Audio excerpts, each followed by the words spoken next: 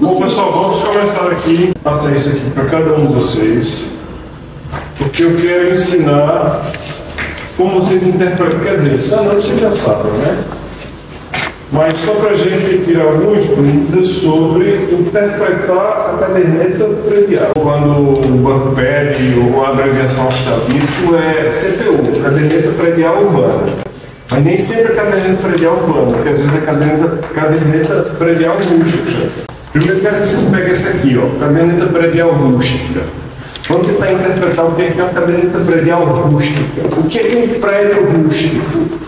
Raquel, o que é um prédio rústico? Para mim, rústico é que não pode construir, agora o prédio. Prédio igual imóvel. Aí o prédio rústico é um terreno. Prédio rústico é um terreno. Quando dizem prédio rústico é o mesmo terreno sem nada. Isso. A denominação de prédio aqui em Portugal não é um prédio construído, não. É imóvel. Existe moradia dentro de terreno rústico? É aquela que não pode ser financiada, só. Existe moradia em terreno rústico, existe moradia rural, existe moradia em terreno misto. Construída no terreno rústico não está ilegal, né? Então, não necessariamente. Se for um terreno rústico, tipo uma herdade, tipo uma fazenda, ele é 100% rústico, mas ele pode ter uma casa da fazenda lá. Sem a licença é difícil. Mas possivelmente um terreno, uma fazenda, uma herdade que tem uma casa senhorial lá dentro, possivelmente ela tem uma característica mista.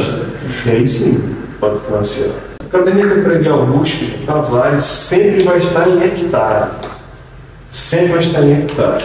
Aí, para a gente fazer o cálculo do hectare para metro quadrado, é só considerar que um hectare tem 10 mil metros quadrados. Um hectare é 100%, falando logicamente num quadrado, para a gente identificar mais fácil.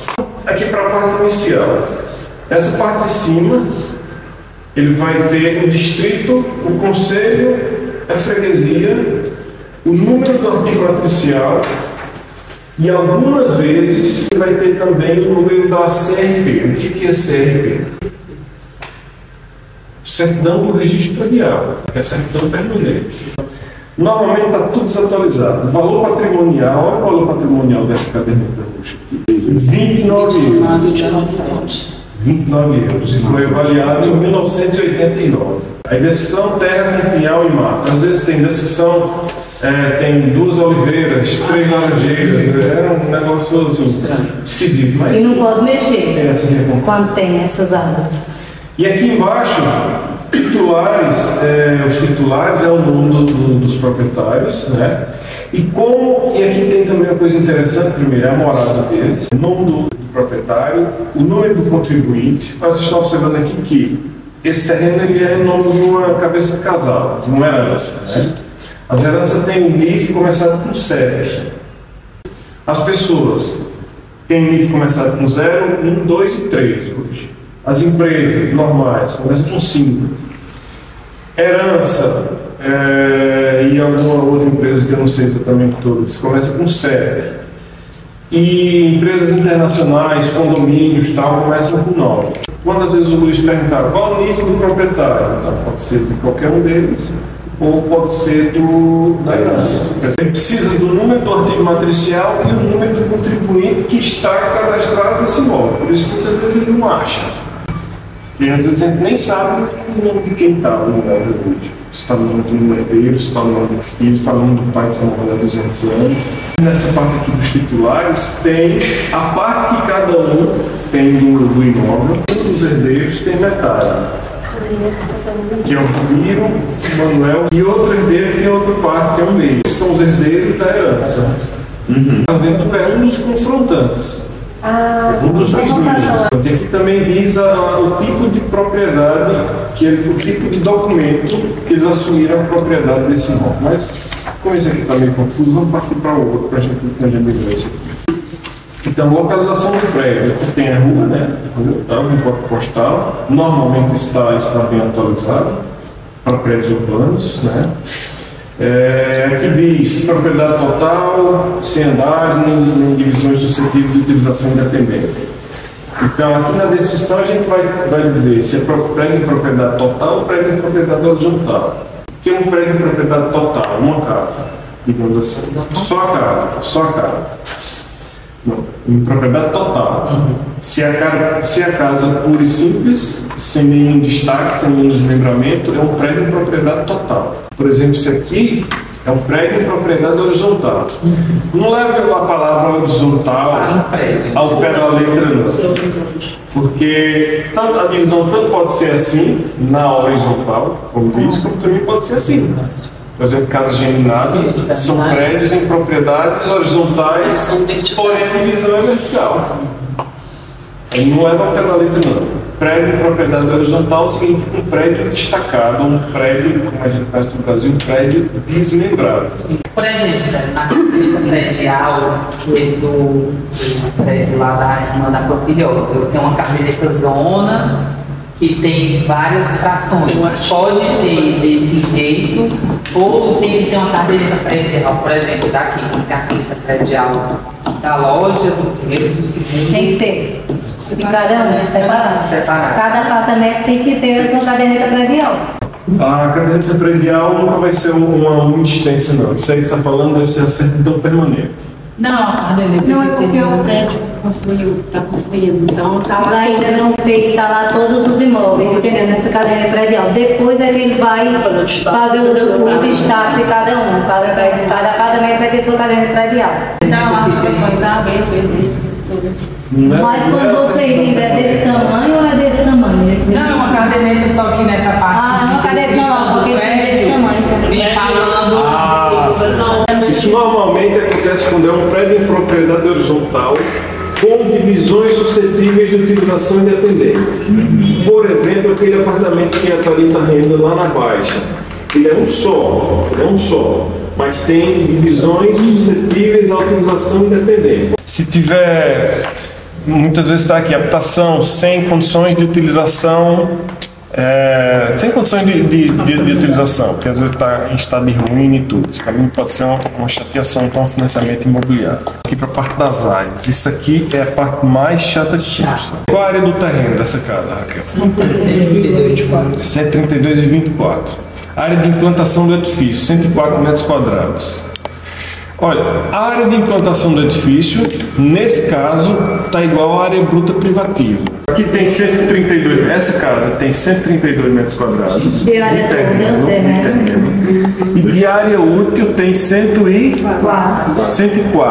Então 104 é das paredes exteriores. É toda a extremidade da casa. Todo quadrado. Isso é área útil. Mas não é área útil realmente de fato.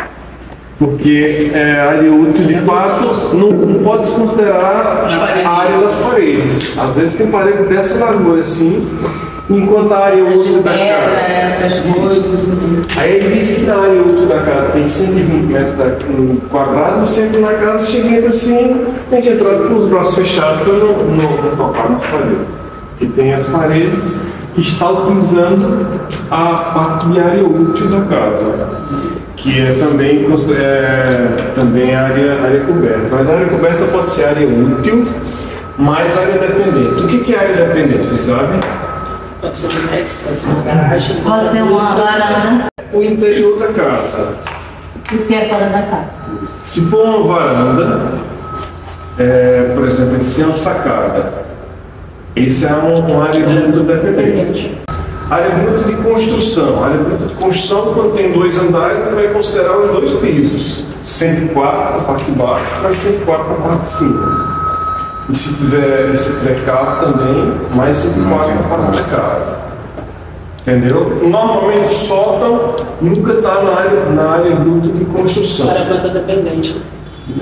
Normalmente nem está nem bruta dependente e nem na bruta de construção, porque muitas vezes aquilo ali não existe. Aquilo ali é só águas furtadas. Por exemplo, se pingar água, pinga ali no canto da casa. Mas enfim, as pessoas utilizam como área útil, mas assim que nunca é. E a cave nunca é área útil também. Cave sempre vai ser área bruta dependente. Então, nesse cálculo, geralmente não se calcula como área útil, que é a área mais valorizada da casa. Porque, tipo Uma assim, casa que tem cave, não é um prédio. Assim. Uma casa que tem uma cave embaixo. Na caderneta, aquilo não pode ser considerado como área bruta privativa. Área bruta privativa, É dependente, é uma dependência da casa. Ou seja, se o banco vai avaliar por 2.000 euros o metro quadrado de área bruta privativa, ele nunca vai considerar essa avaliação de cave. Que a casa está fora. Então significa que tem um valor a menos para essa área na soma do valor total do imóvel. Sim. Ele é calculado, digamos, se a casa toda, a área útil, o perito avaliou em 1.500 euros por metro quadrado, a cave vai ser avaliada por 300 euros por metro quadrado. A cavinha é útil. Mesmo essa cave estando melhor do que a estrutura da casa maior, sempre necessária. Se a cave, porque pelo menos na Cave e sótão, né? Cave e sótão, isso vale para os dois. se a cave tiver janelas de uma altura padrão, tudo isso pode sim ser transformado em área bruta privativa. Transformar esse valor.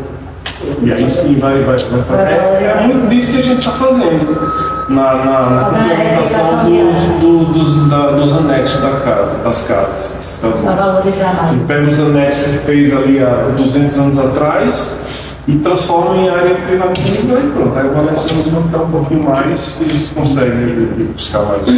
Área de terreno, área de construção, área privativa, considera as paredes do lado de fora. Certo? A área útil real mesmo, lógico que ele não vai morar, não vai viver ali onde tem parede, mas para nível documental sim. Ok? O próximo passo aqui é ano de inscrição da matriz. Minha dúvida aí. O ano de inscrição da matriz é o ano de construção do prédio. Nem sei. Então, quando eu não tenho essa informação na caderneta predial, principalmente é uma coisa que eu vejo que a gente leva no caramba, de quando vai colocar no HC Pro, que não tem, e às vezes não tem na caderneta essa informação precisa do ano que foi construído. Eu pergunto o que a gente faz nessa Esse ano aqui não é de construção. Não tem como saber o ano que foi construído. Aí coloca sempre esse. Na verdade, para a isenção de licença, a gente não precisa saber exatamente quando a casa foi construída. A gente precisa saber se ela foi construída antes da data limite da lei. Em 1950. O geral, Depende de cada lugar, cada zona. o geral de Portugal é 1951, mas paralelo a isso, cada freguesia tem a sua lei. Sim. Tem delas que é 1962, tem na qual 1989. Aí tem cada freguesia, cada conselho tem sua lei. Mas a geral nacional é 1951. Para alimentar o sistema, é essa data aqui que ele quer. Você vai ter uma noção melhor de quando foi construído aquele prédio, quando normalmente foi um prédio que tem licença. E aí sim, lá na licença diz o dia que foi tirada aquela licença. E também pode dizer o dia que foi tirada a licença de obras. Então, possivelmente, a construção começou no dia que foi tirada a licença de obras. Valor patrimonial. Valor patrimonial é o valor que as finanças acreditam que vale aquele imóvel. Tem outra dúvida. Aí E vai. a partir daí ele calcula o imposto anual, o IPTU, que ele chama de IMI, que é 3% desse valor, em Coimbra. Mas cada conselho tem a sua regra. Mas da maioria deles são 3%, em Coimbra são 3%. Então, isso daqui é 29 mil, mas o valor da construção fez com que chegasse a 189. Então, o valor desses 29 mil é o valor do espaço, mas o valor que está sendo vendido é 189. Fiquei nessa dúvida de que, porque esse valor ficou tão alto, é pela construção, é pelo que tem dentro, é isso. Foi a casa da Andresa, né? Ela comprou em estado de ruínas. Há anos estava naquele estado. Então, as finanças em algum momento foi lá e avaliou aquela casa. Mesmo sem ninguém pedir. Então, possivelmente estava com ruína. Essa aqui, por exemplo, 1312, foi reavaliada em 2021. Ou seja, se está 32 mil euros, em 2021 ela ainda era uma ruína. Se as finanças for lá novamente, com certeza aquele valor de 29 mil vai mudar. Vai subir para perto desse valor de venda ou para um valor menor? Não, não é valor comercial, não. Eles vão avaliar ali a área que está registrada, vão avaliar a construção que está lá e vão calcular mais ou menos por metro quadrado e vai dar perto. As finanças, se eles vão fazer uma retomba ou tomar com a dívida que você tem, e vai ser calculado sempre essa dívida, o valor do imóvel em cima desse valor patrimonial, certo? Não necessariamente ponto de venda. Faz sentido, mas não. Ele vai vender, ele não quer imóvel. Ele vai vender. Imóvel. Ele vai descontar da dívida o valor que ele ia apurar. Essa dívida não pode ser em cima do valor total desse imóvel, né? Pode ser menor. Ele pode ser menor. Pode ser ele recebeu dele. Ele só interessa receber o dele. Se vender por mais, para ele é bom também. Mas Mas esse valor todo vai por a dívida ou fica com o dono desse? Se o que tem, o dono pagou, depende da dívida. É caso vale 180 mil. A dívida da pessoa era 20. Era 20. Então, ela pega o imóvel todo, vende, vai tentar vender por 150 mil. Dá um exemplo. Se não vender por 150, se vender por 40, até 20 da dívida, e devolve 20.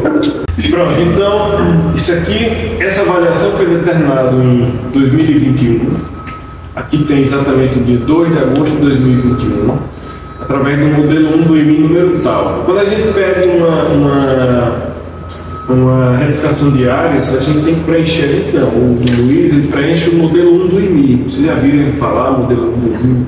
Então, esse modelo 1 do IMI é a atualização das áreas, nunca por ampliação, sempre por correção. Então, essa retificação, você vai ajustar as áreas, vai ajustar o tamanho, vai ajustar o número de pisos, mas também vai ser reavaliado. Por isso tem que esperar as finanças, tal, aprovar, e as finanças vai reavaliar aquele imóvel, mandar um fiscal lá, não sei o que e tal. Titulares. Identificação fiscal, acho que titular dessa casa é a empresa, começa com 5. É o NIF, né? O NIF de empresa se chama NIPC, NIPC. Número de identificação profissional, contribuinte, alguma coisa assim. A morada da empresa e tal, tudinho, tipo de titular, ele tem a propriedade plena, parte 1 para 1, o documento que foi feito para dar a titularidade, a legitimidade a ele foi a escritura pública. Pode ser uma partilha, pode ser uso campeão, pode ser várias situações. E a entidade que fez está aqui. A entidade que fez a escritura pública foi essa. Normalmente é o número do notário, né? Isso é um número contribuinte de algum notário. E aqui atrás tem a data que foi emitida essa caderneta predial. Para nível de escritura, precisa ter no mínimo 1 ano. Quer dizer, precisa ter no máximo 1 ano. E aqui diz quem tirou essa caderneta predial. Chefe de finanças. Não, aqui foi alguém com esse contribuinte aqui, eu não sei quem foi. Deve ter sido a própria empresa. Se fosse o Luiz, aqui tinha o contribuinte dele.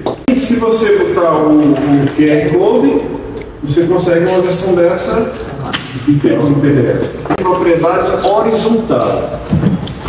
Prédio de propriedade horizontal ele vai ter frações. Essa parte de cima para cá é referente ao prédio na sua totalidade. O prédio ele tem 323 metros quadrados de terreno.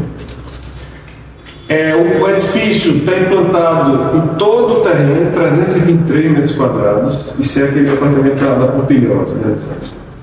O edifício foi implantado em todo o terreno. Em todo o terreno. Não ficou nada de terreno no edifício. E a soma de todas as frações. Bruta privativa total daquela construção, 1.136 metros quadrados. A soma de todas as áreas, de todos os andares. E daqui para baixo tem fração autônoma B, pronto, aí já são as informações do apartamento. Aí diz qual a tipologia, diz qual a fermilagem, diz a afetação. Se fosse garagem, se a garagem tivesse uma fração independente, aqui não tinha habitação, ia ter estacionamento, ia ser garagem, entende? Pronto, então o que é fermilagem? Vocês sabem? Não tinha essa dúvida até hoje. Até aqui, estão vendo aí a palavra fermilagem, tá? Por mil, né? O que é percentual? Você dividiu o valor por 100, né? E a permilagem desse apartamento é 113. A permilagem é dividida por 1000. Ou seja, a permilagem, isso é para cálculo de condomínio, para todos os cálculos ali divisíveis. Então, para cálculo de condomínio, de 1.000, esse apartamento tem 113. Ou seja, se o condomínio anual desse prédio todo gastou 1.000 euros, esse apartamento tem que pagar 113. Se o prédio caiu por culpa da Câmara e a Câmara tem que reembolsar esse prédio, ele vai dar 10 milhões no prédio todo, de indenização de tudo. Esse apartamento aqui vai receber 113 per 1.000 de 10 milhões. Ou seja, 1 milhão e 130 mil. O apartamento tem 143 metros quadrados e a área bruta independente tem 18,3, que pode ser varanda, pode ser terraço, pode ser garagem, não sei o que é desse cara, desse apartamento. Tem o que, exemplo? Sabe o que tem de bruto independente? Deve ser garagem e varanda. Alguns têm varanda. Não, a varanda lá está para dentro do prédio e foi transformada em área útil. A área do terreno integrante seria o quê? Área do terreno integrante. Se a fração tem algum terreno. Tipo lá em casa. O que é? Nossa fração tem aquela parte de mim. Sim. Isso aqui sobre as cadernetas prediais. Olha, um assunto só, tão simples, é que se for explorar aqui, a gente passa horas. Né? Por isso, olha, sempre é bom estudar mesmo, estudar, pesquisar na internet, perguntar.